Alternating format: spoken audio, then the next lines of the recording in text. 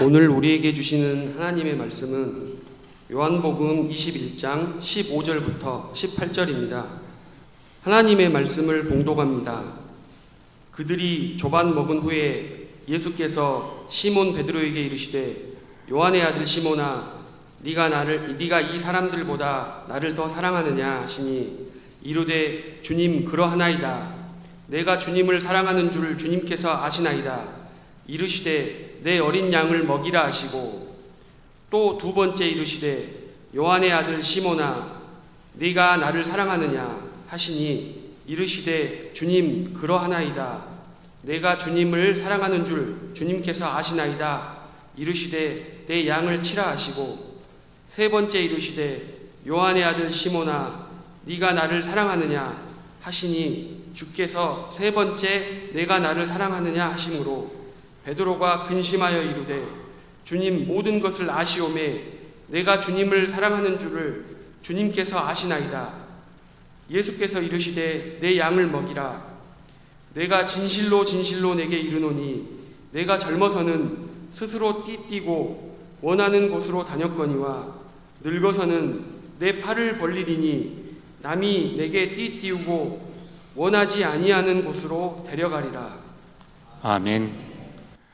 산티아고 순례길에 대한 말씀을 여러 차례 나누고 있습니다. 이 800km 순례길을 많은 이들이 인생길에 비유합니다. 자신의 삶을 돌이켜서 새로운 삶을 결단하기도 하고 새로운 시작의 걸음이 되기도 하기 때문입니다. 저희 신앙인들은 이 길을 걸으면서 영적 여정으로 이해했습니다.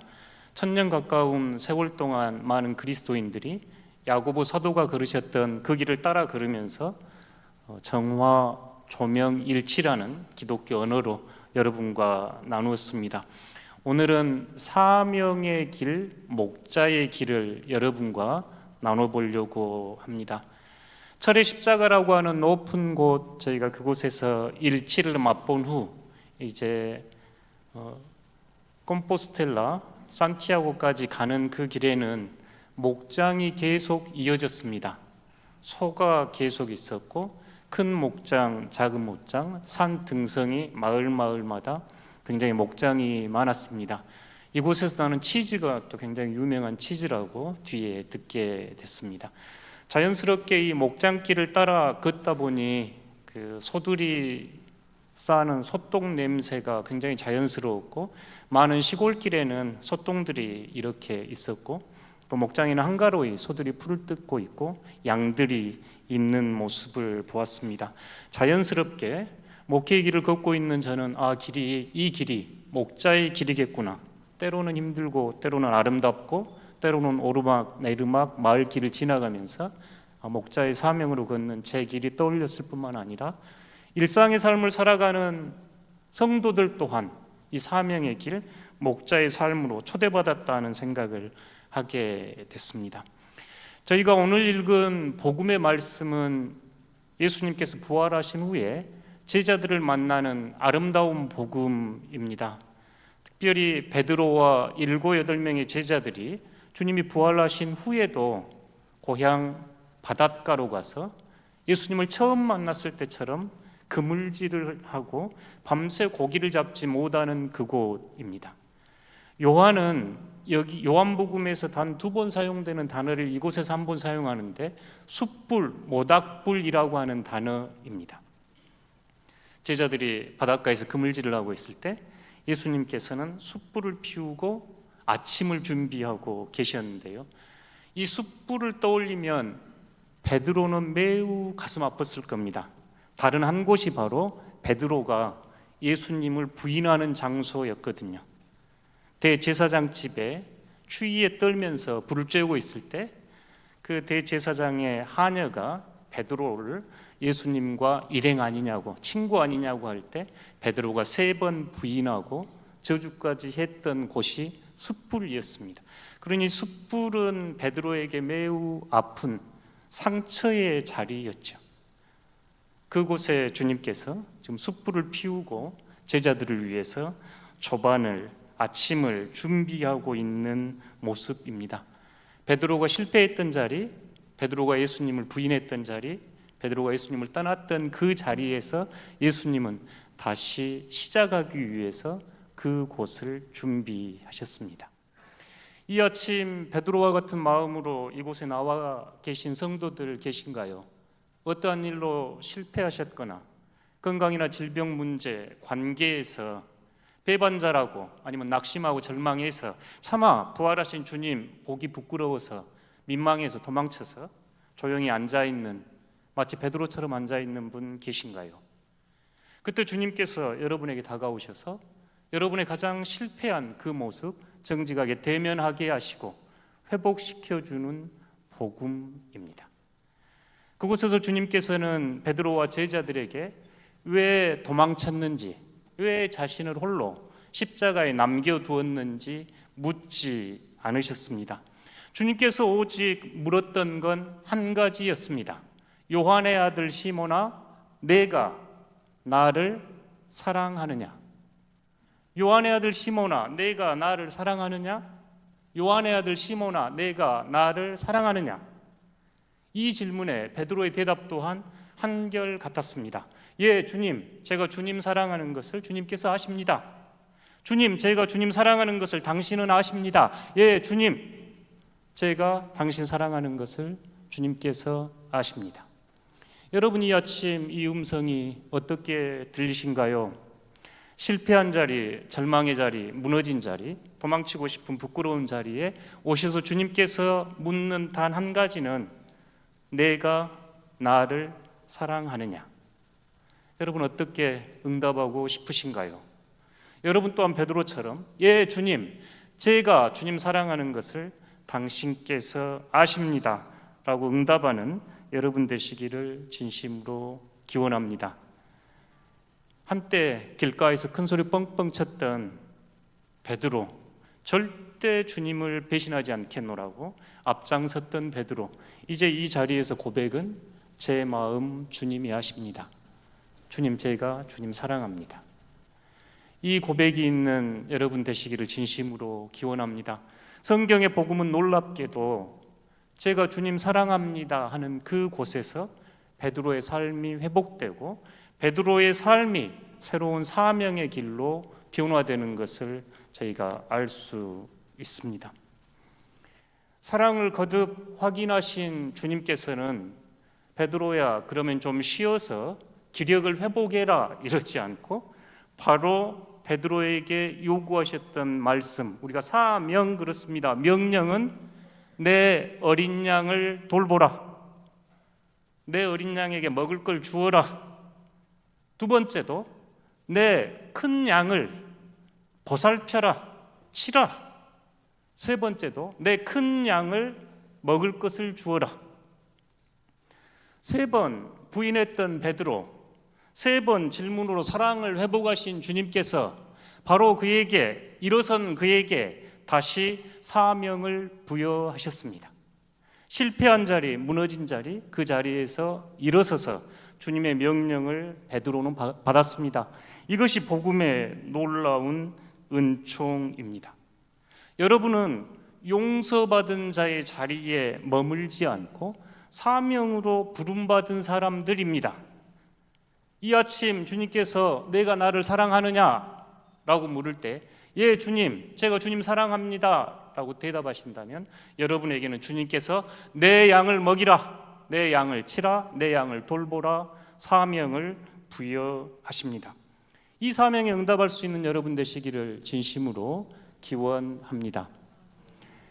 내 양을 치라, 내 양을 먹이라, 이 말씀을 이렇게 떠올려 보면서 또 이번 한 주 몽골에서 저희 천국의 열쇠 교회 성도들과 청소년들이 와서 자연스럽게 양을 좀 생각하게 됐습니다. 크게 인류는 두 종류로 이렇게 나눕니다. 한 종류는 강이나 그 물가에 농경지를 정착하는 농경민, 정착민 이런 표현을 쓰고, 다른 한 그룹은 양과 함께 끊임없이 목초지를 따라 움직이는 유목민, 이렇게 인류는 크게 두 가지로 나누는데 몽골은 전통적인 유목민을 대표하는 민족들이죠. 초원을 따라 늘 양과 함께 동물과 함께 움직이는 이들이 몽골인들입니다. 몽골에서 양은 단순히 우리가 생각하는 동물은 아닙니다. 몽골에서는 양이 있었기에 그들은 살 수 있습니다. 양은 음식이 돼 주었고, 양의 털은 그들이 입는 옷, 그리고 그들이 집을 짓는 게르가 양에게서 왔습니다. 뿐만 아니라 그들의 세계관 또한 양을 통해서 형성이 됐습니다. 가장 아름답고 가장 평화롭고 모든 것을 아낌없이 내어주는 존재가 양이었기에 몽골인들은 그런 삶을 살고자 했습니다. 주님께서는 오늘 여러분에게 여러분의 양이 아니라 주님의 양을 치라 이렇게 지금 말씀하시는데, 양이 들어간 글자를 좀 생각하면서 우리가 양을 친다는 게 뭔지, 양과 어떤 관계를 맺으란 말인지 그 모습을 잠깐 떠올려 보고자 합니다.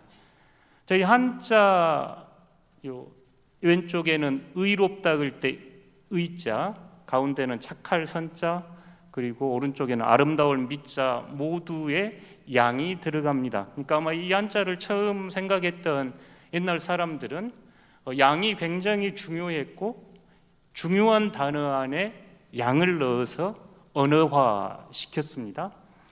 언어학자들은 좀 다른 의견을 가질 수 있겠는데, 문익환 목사님께서는 유목민 이야기를 하시면서 이 세자를 풀어내시는데요.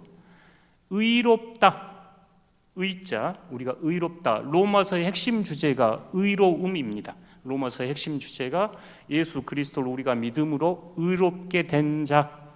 근데 저희가 의롭다 그러면 전달이 잘 안 되니까 이제 성경을 새로 번역할 때는 올바른 관계, 그러니까 의롭다 이 말은 하나님과 올바른 관계를 맺다, 이웃과 올바른 관계를 맺다 이럴 때 의롭다였습니다. 이 의자에는 위에는 양자고 밑에는 아자입니다. 어떤 뜻일까요?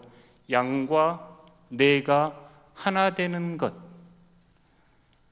그리스도교 신앙인들에게는 주님께서 하늘을 보좌 버리시고 이 땅에 오셔서 나와 같이 되신 것, 그게 의로움입니다. 내가 양의 자리로 내려가는 것, 내가 양이 되는 것. 내가 양의 자리로 가니 자비와 긍휼이 있고 양의 아픔과 고통이 내 아픔과 고통이 되겠죠.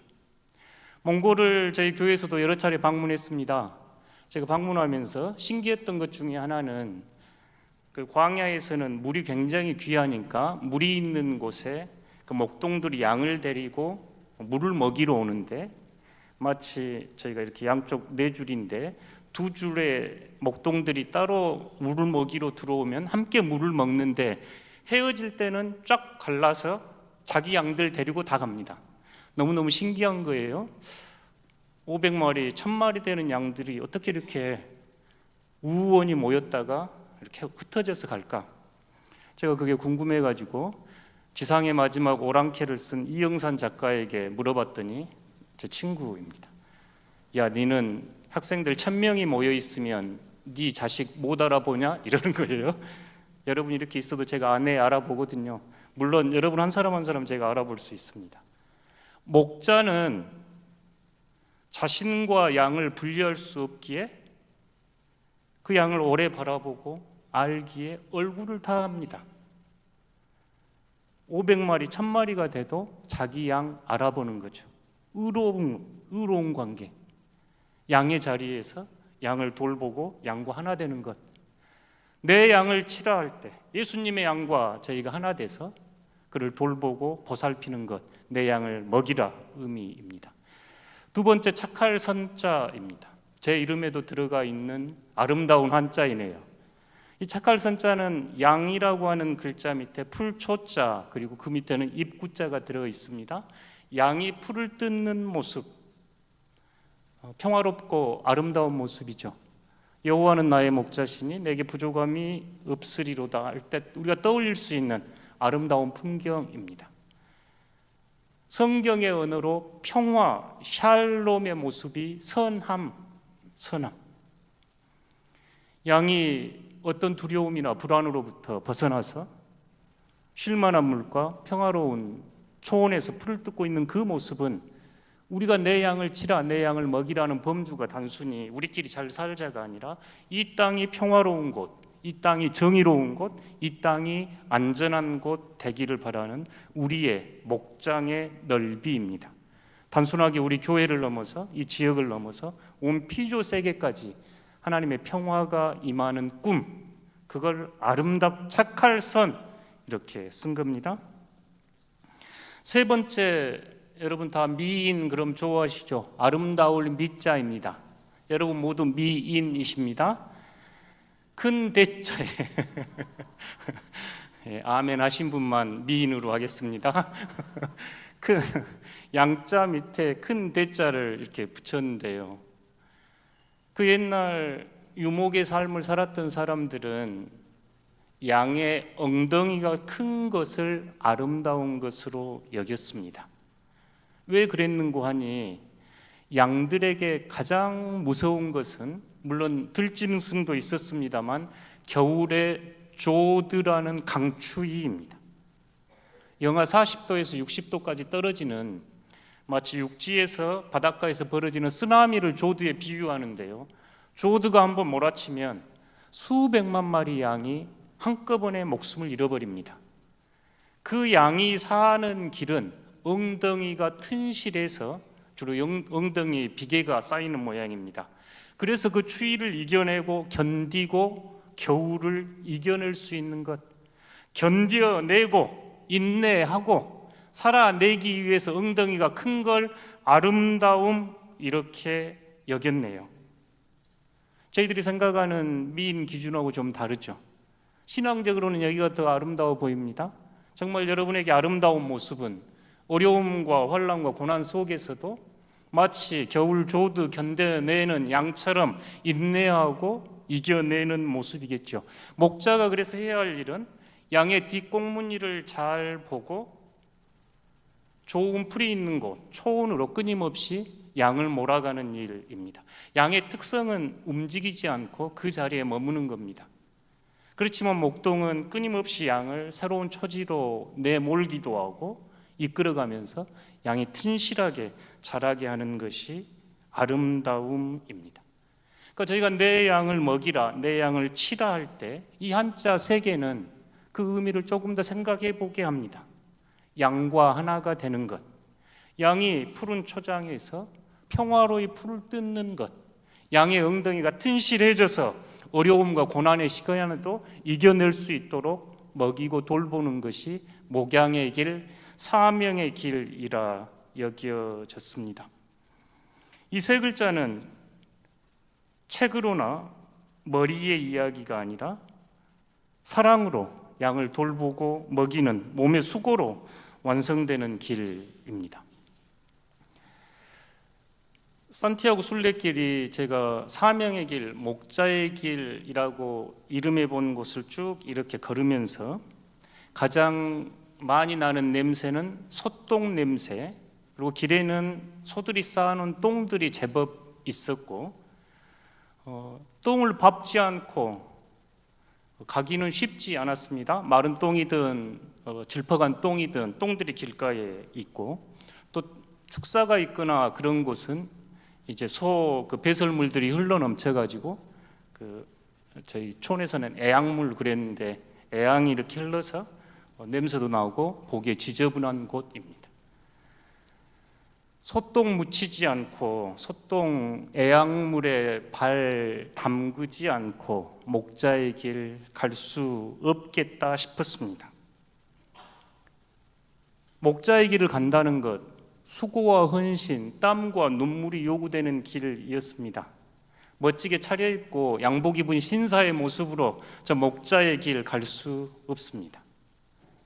소와 함께 양과 함께 그 초원을 걸어야 하고 그들의 배설물을 치워야 하고 그 배설물에 때로는 넘어지기도 해야 했죠. 제가 여름 성경학교 때는 늘 잠언 14장 4절 말씀이 떠올려지는데 저희가 학생 때 이 수련회 준비를 하면서 어떤 일이 어려우니까 그건 안 하면 좋겠다, 어떤 일들은 하자 막 이런 회의를 하는데 한 여학생이 구덜이 무서워서 장 못 담구요 이러는 통에 그 일 하기로 했던 기억이 납니다. 그러니까 일을 하려고 하다 보니까 어려움도 있고 때로는 지저분한 것도 있고 예상치 못한 거 있어도 장이 필요하니까 장을 담궈야 합니다 하는 선조들의 지혜였겠죠. 근데 잠언은 똑같은 표현을 소가 없으면 구유가 깨끗합니다. 그렇죠. 소가 없으니 구유가 깨끗하죠. 그런데 소가 있으면 여물도 먹고 똥도 싸고 지저분합니다. 그렇지만 소가 있으니 얻을 것이 많다 이렇게 이야기합니다. 목자의 길, 사명자의 길 그렇습니다. 목사인 저뿐 아니라 교회학교 교사로 주방에서 아니면 이 사회에서 하나님의 나라를 위해 헌신하는 이들은 그곳에 발에 흙을 묻히고 이마에 땀이 흐르고 냄새나는 곳에 몸을 던져야 하는 것입니다. 그럴 때 하나님 나라의 풍성한 기쁨과 하나님 나라의 아름다움을 미리 맛보는 축복이 있습니다. 이 길이 쉽지 않기에 이 길이 우리에게 인내와 헌신을 요구하기에 바울은 갈라디아서 6장 9절에서 우리가 선을 행하되 낙심하지 말지니 끝까지 인내하면 열매를 맺을 것이라고 우리에게 이야기합니다. 포기하지 않으냐면 때가 되어 거둘 겁니다. 사랑하는 덕신교회 성도 여러분, 교회에서 큰 일로 아니면 작은 일로 섬기는 것, 이 목자의 길과 비슷합니다. 때로는 듣지 않아야 될 이야기를 들을 때도 있고 때로는 흙탕물, 똥물 튀기기도 합니다. 그럼에도 포기하지 않으면 열매를 누리고 첫 수확의 기쁨을 맛볼 것입니다. 성경의 가르침이고 영적 진리입니다. 점점 우리 시대는 교회 봉사가 됐건 사회적인 헌신이 됐건 소똥에 발 안 담그고 싶어 하죠. 점잖하게 멋쟁이 신사처럼 지나가고 싶습니다. 그러나 주님께서 오늘 내가 나를 사랑하느냐? 예, 주님, 제가 주님 사랑합니다. 내 양을 먹이라 하는 그 초대를 받는 이들은 기꺼이 이 수고를 감당할 수 있습니다. 저는 제 사랑하는 덕신의 성도들이 소똥 무서워하지 않고 땀 흘리는 것 두려워하지 않고 기꺼이 그 길, 목양의 길 가면서 때가 이름에 거두는 기쁨 있기를 축원합니다. 산티아고 순례길 전체를 이제 이렇게 마무리해 가면서 제 스스로도 이 세 가지는 좀 기억하고 싶었고 또 목자의 길, 사명의 길을 걷는 여러분도 이 세 가지를 좀 기억해 주면 좋겠다 싶은 게 있습니다. 첫 번째는 가벼운 배낭입니다. 길을 걷다 보니 배낭이 참 무거웠습니다. 짐을 작게 싼다고 쌌는데도 어깨는 아팠고 처음 며칠은 계속 버리는 게 일이었을 정도로 배낭이 중요했습니다. 배낭이 가벼워야 했습니다. 물리적인 배낭도 가벼워야 했는데 더 큰 무게는 우리 마음속에 있는 용서하지 못한 과거에 대한 원망이나 원한이나 분노의 돌덩어리들, 오지 않은 미래를 두려워하면서 불안해하는 돌덩어리들 가득 메고 저 배낭에 짓눌러서 그 무게에 짓눌러서 꿈쩍도 하지 못하는 삶 저희들이 살아가고 있는 것 아닌가 싶었습니다. 배낭이 가벼워야 합니다. 주님 앞에 여러분의 무거운 죄와 얽매이기 쉬운 죄를 주님께 올려드리고 인내로서 여러분 앞에 남은 이 순례자의 길을 걸으셔야 합니다. 주님께 여러분의 죄를 올려드리시고 그 한량없는 용서의 기쁨 맛보면서 가벼운 마음으로 몸도 영혼도 가볍게 우리가 이 순례의 길 갈 수 있을까요? 배낭을 생각하고 제가 프랑스, 스페인 이렇게 순례를 하면서 우리나라가 너무너무 잘 산다. 우리가 최고로 잘 삽니다. 지상에서. 여러분이 타고 있는 차가 제일 좋고 여러분이 사고 있는 집이 제일 화려하고 여러분이 입고 있는 옷 세계에서 최고 옷입니다. 제일 잘 살아요. 우리나라 밥상처럼 먹을 거 많은데 없습니다. 그래서 제가 살 빠졌네요. 먹을 거 없어서. 너무너무 잘 살아요. 캐나다에서도 제가 살아봤고 세계 여러 곳 다녀보고 프랑스, 스페인, 포르투갈 다녀봐도 우리처럼 잘 산 나라 없습니다. 얼마나 더 잘 살기 원하신가요? 무거워서 어찌 순례자의 길 사명자의 길 가시겠는가요? 비워야 합니다. 가벼워야 합니다. 영혼의 짐도, 육신의 짐도, 내 삶의 짐도 줄여야 합니다. 채워서 되는 게 아니라 비워서 하나님 나라에 참여해야 합니다. 배낭이 가벼워야 다른 이들의 무거움이 보이고, 배낭이 가벼워야 다른 사람의 아픔이 보입니다. 내 배낭이 무거워서 곧 쓰러질 지경인데 어찌 다른 사람의 고통이 눈에 들어오겠는가요? 여러분, 비워내셔야 합니다.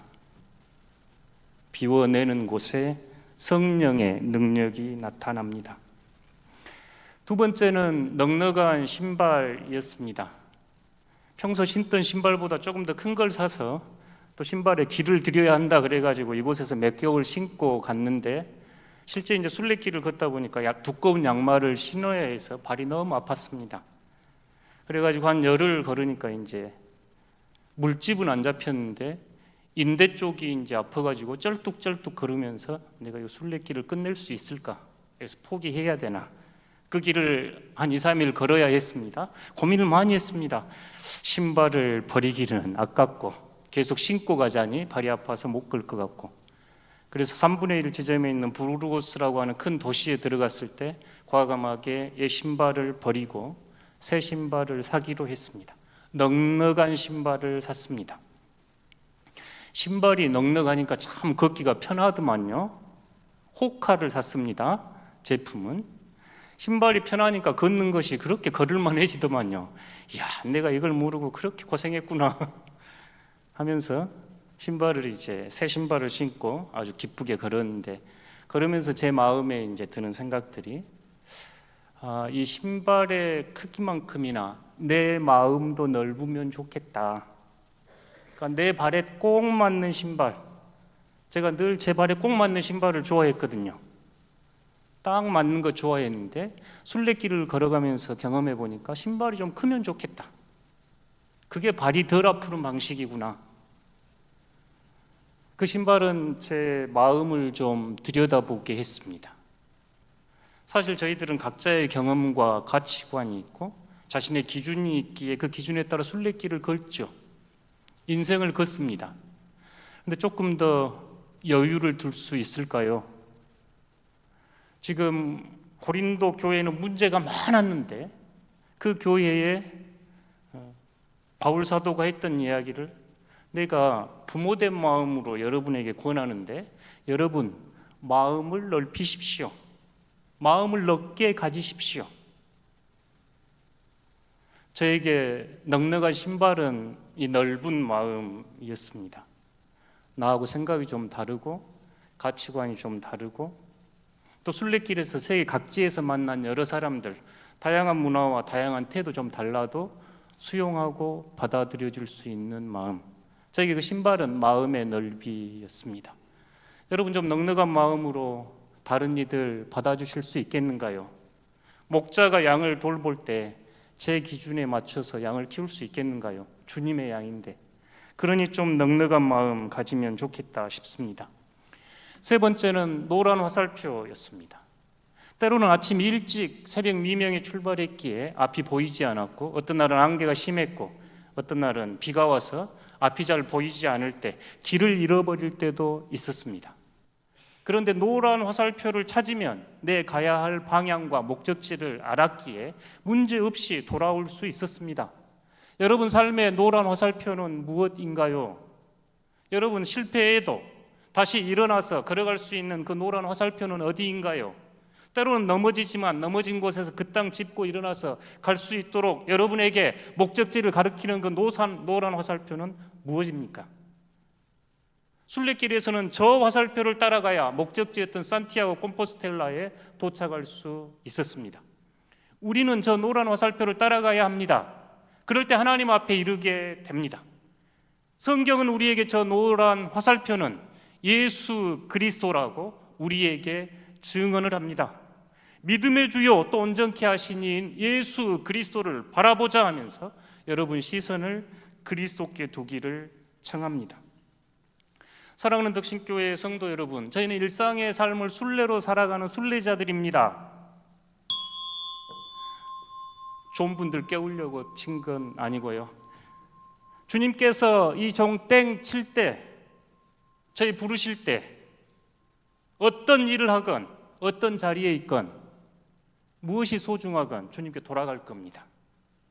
그래서 우리는 이곳이 나그네요, 본향이 따로 있다고 고백하는 순례하는 그리스도인들입니다. 순례자들에게 배낭이 가벼워야 합니다.